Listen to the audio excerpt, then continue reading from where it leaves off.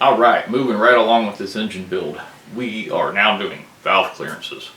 I got to make sure that this aftermarket cam we have has, it should, but it needs to have the right amount of clearance between the valve spring retainer and the valve seal so they don't crash into each other.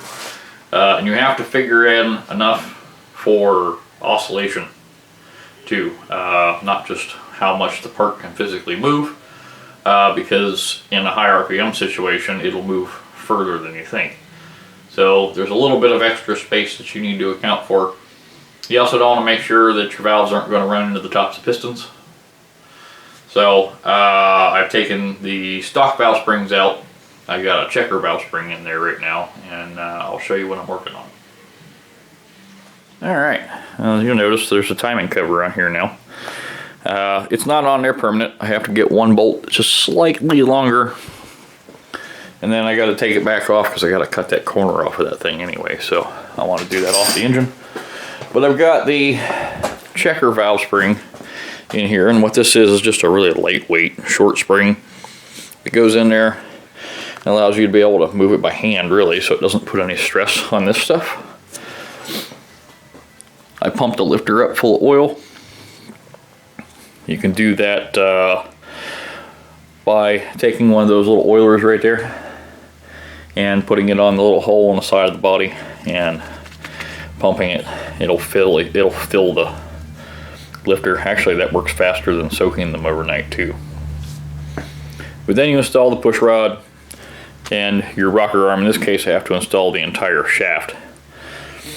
But I have everything in here. I have the cam now up on the top of its maximum lift, and I know for a fact that I have clearance, more than enough clearance between the valve guide and the keeper. So what I'm going to do now is I'm going to move this over to this side and ensure that I have the same amount of clearance, or at least enough clearance rather, over here, because I have a slightly more lift on the intake side on this cam than the exhaust side. And then I have to take measurements from the bottom of the retainer to the seat where the spring sits down in there. And I'm going to have to take these measurements, and I'm going to have to compress the springs that I have down to that measurement and make sure that I have no coil bind. Coil bind is when you smash the spring to the point where they start to touch each other right here. They do wiggly things and they tend to break immediately. So we don't want that, and this is the time to put springs in it if we have to.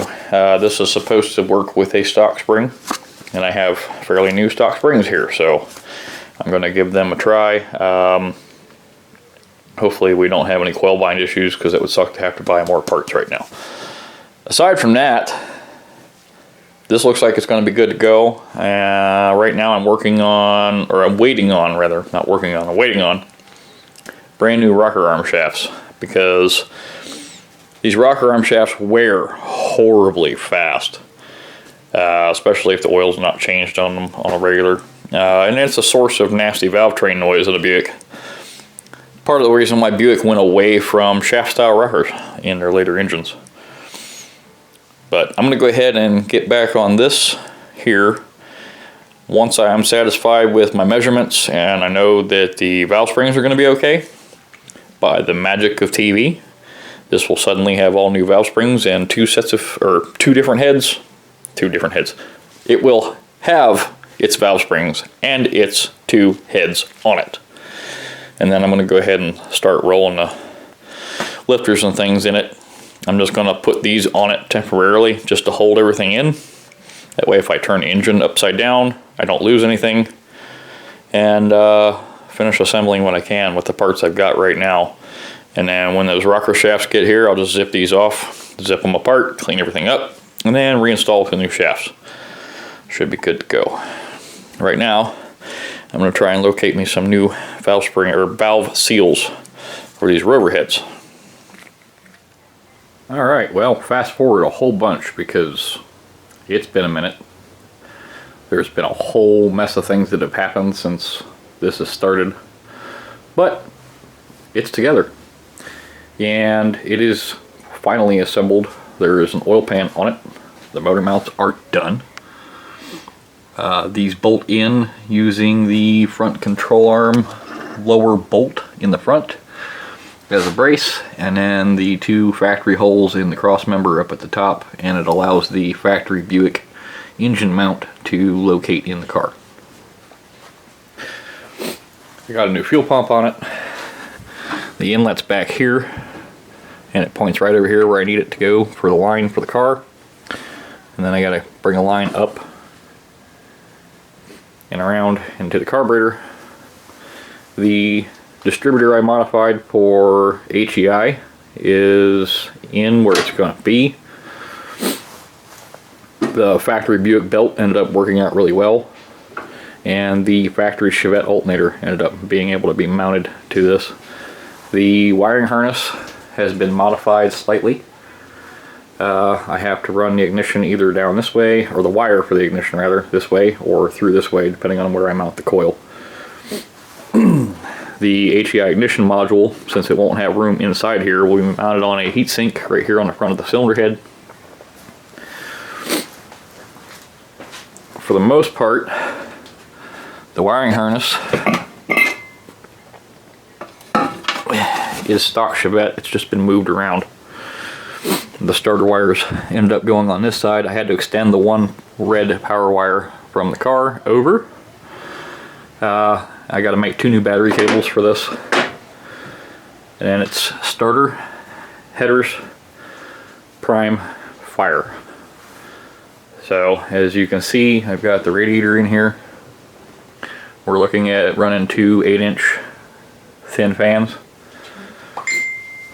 It's going to end up being an upper hose that runs around and over to the upper, and then a lower hose that runs off the water pump and down to that lower. The oil filter adapter, I'm looking for one for a late model Buick 231 that points the oil filter forward.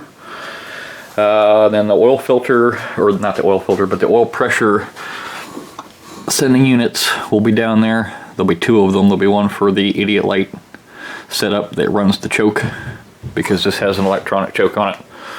And then it'll be 1 wire that runs back for the gauge, because this is getting a van cluster put in it. We are moving the washer fluid bottle to here. I am going to build a small bracket that'll locate that there, so I have to move those wires right there out of the harness and then over into a new location, and then down here to a new plug for that washer pump.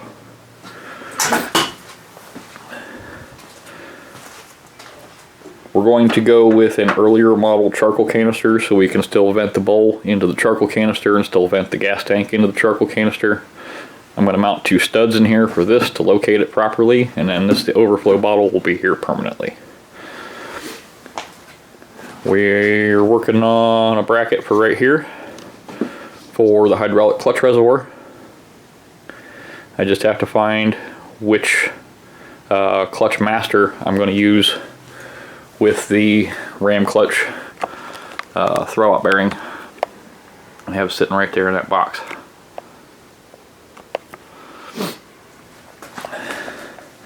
And then of course I did the 5 lug swap on this, as you guys have seen.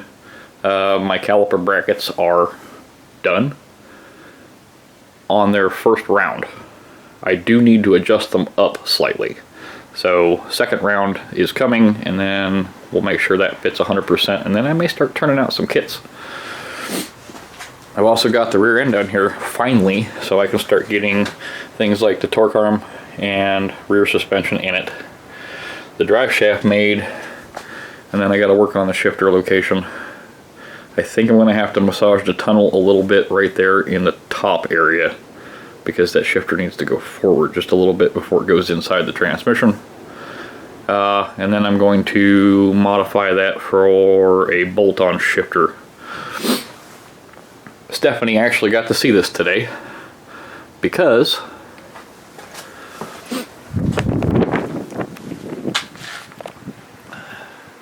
they came and dropped off Cheddar Express, or as Michael has named it, Fargus. It is here for fuel injection upgrades, bumper to bumper, once over because race car stuff, and some more boost. So be seeing that come up real soon. Of course, mine's up here ready for its carburetor work, and the 4.9 car is ready to get spit polished for the show. And Roller Skate has made it. I have the carpet pulled out of the box. I had it laid out on the roof.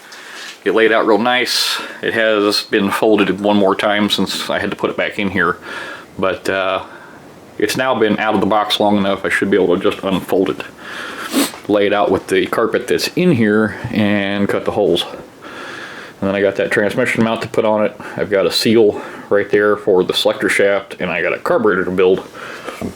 I had to put the, carburetor back on it so I can move it back in the garage.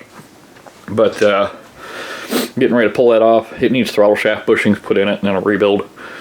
And then it should be good to go.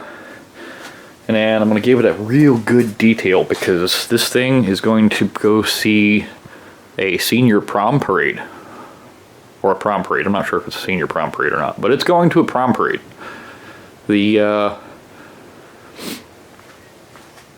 original intention was to take it to prom, but I guess prom decided, or they decided that prom wasn't going to be a thing. They're skipping it this year, but they're going to take it to the parade. So as soon as this thing is functional, front to back, and I have given it a clean bill of health, then because it actually has a little bit more time here, because it doesn't have to meet the prom deadline, we're going to do a paint correction on it, and we're going to get this thing shining again.